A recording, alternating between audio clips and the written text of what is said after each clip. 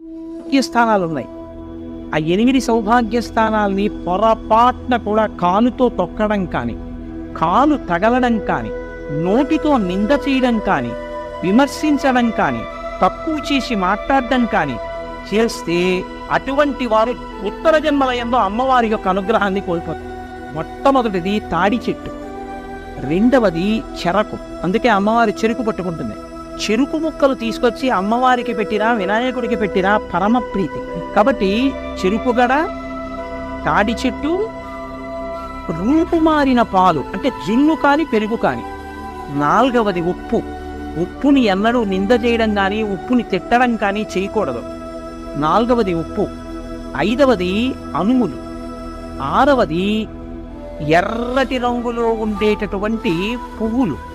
ఇంకొక 2 స్థానాలు కూడా ఉన్నాయి. జీలకర్ర. 8వది ధనియాలు.